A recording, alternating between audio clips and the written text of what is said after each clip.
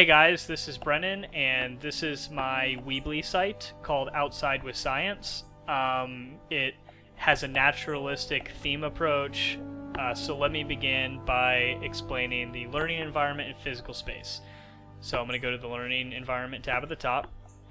So I'm a huge fan of the outdoor classroom. I think that students learn best outside, and I myself am a naturalistic learner.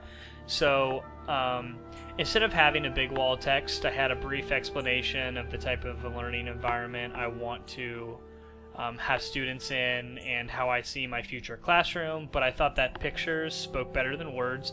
So I have a couple videos showing very successful outdoor classrooms, one from Australia and one from Kansas. And I also have a wide variety of pictures that I really think capture the essence of the outdoor classroom. As you can see, there's wildlife, the owl in the top right, students out on a hike making little hats and cutout images of fishes.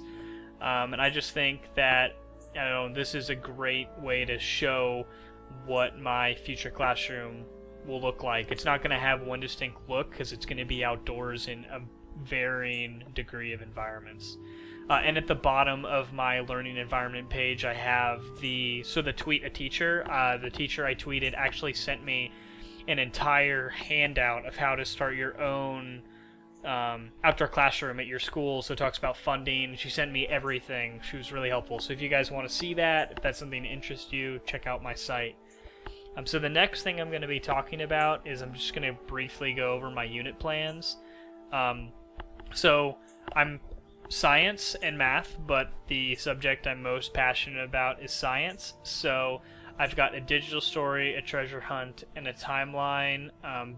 The main way I assess learning is I have a do now assignment that lets me assess whether students understand the prerequisite material required to understand the concepts we're going to be going over in class. They're normally not geared towards science, but for example, in my timeline presentation, I have students create a timeline from their birth until where they are now, and that lets me know that they understand how to create a timeline, and then I can give them the information about the geologic timescale, and they can recreate this timeline in the classroom with the science information I give them.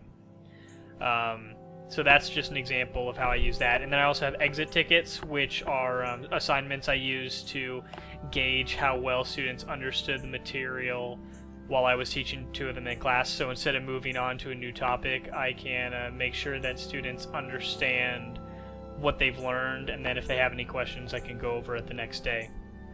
The one lesson plan that I wanted to go to in detail is going to be my treasure hunt, because I had the most fun doing it. So basically what it is I am going to be teaching about the different layers of the earth and the composition of the earth, and I did this through the scavenger hunt, but I created this really awesome backstory with a scientist rather, who is studying this huge cave that was discovered in North Georgia, and he's trying to find scientists to complete the work for him.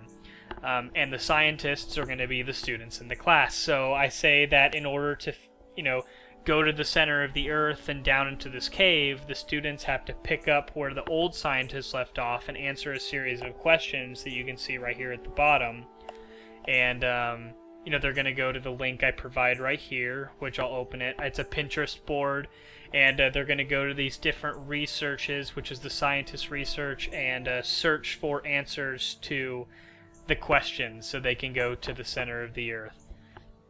The type of learners that I think my classroom is going to have, I'm going to have a wide variety of learners. I guess it's kind of a hard thing to answer, but I see the students in my class doing a lot of hands-on activities, doing a lot of group work, and doing a lot of kinesthetic learning, because I want to take students outside. I think that through what I've learned in the IT class and also my 3200 curriculum class is that students are growing emotionally, morally, physically, cognitively in this age bracket of middle school, so they require the physical activity outside. They want to socialize with their friends and group work.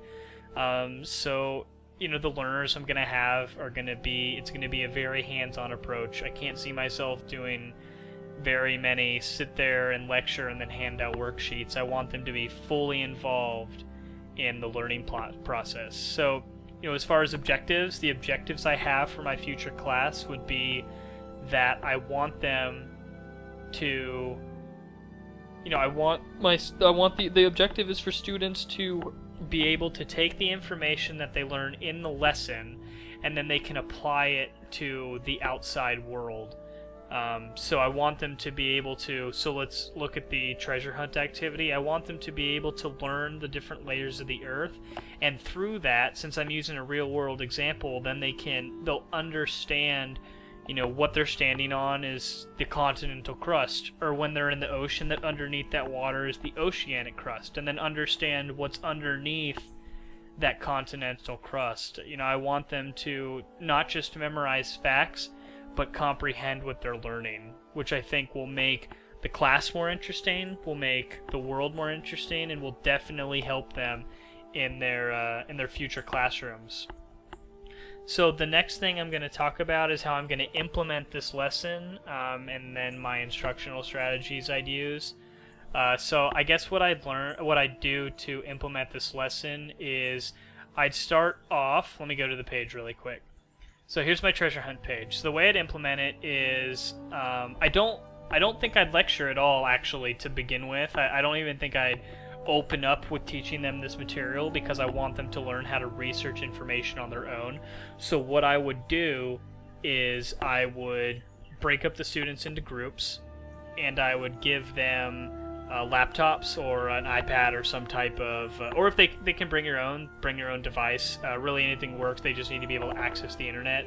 And I would have them go to the site and read the background so they kind of can become involved, or they feel like they're part of this assignment. So they read the background of what they're doing, and then they go to my Pinterest, which is the quote-unquote scientists' research that they need to finish, and they're going to be searching for the answers on the kind of worksheet I have, but I've disguised it as scientist research to make it more interesting. And I think it's important to note that while this is going on, that the teacher should be walking around the classroom and making sure that students are staying on task. Technology can be very distracting, and they can, even though schools block sites like Facebook and YouTube, there's proxies and other things that students can use to get past that. So make sure that you're walking around the class and that you're on top of what students are doing and that they're staying on task. If there happens to be students that are off task, instead of reprimanding them in front of everybody or really coming down on them, I think instead you can take a little bit more passive approach and sit down with them to halt the behavior and work on the assignment with them, so they kind of understand that, ooh, maybe we got caught and we shouldn't do this. And no middle schooler wants a teacher to have to sit down with them and do the work. They want to have freedom and be able to socialize. So this would help other students stay on task because they don't want you to be coming over to their table also, and then the students who you sat down with wouldn't want to do it again. And the technology that's integrated into my lesson, I already said I'm going to be using laptops, bring your own device, or iPads. So yeah, that's how I'm integrating technology into the classroom. I also use Pinterest, which not a lot of guys use it, but a lot of girls use it, so I think it would be a lot of fun for the girl students to be looking up things through Pinterest. And it has a lot of nice videos and diagrams and stuff on the different pins. So that's my site, and that's the lesson I wanted to talk about. I hope you guys enjoyed it.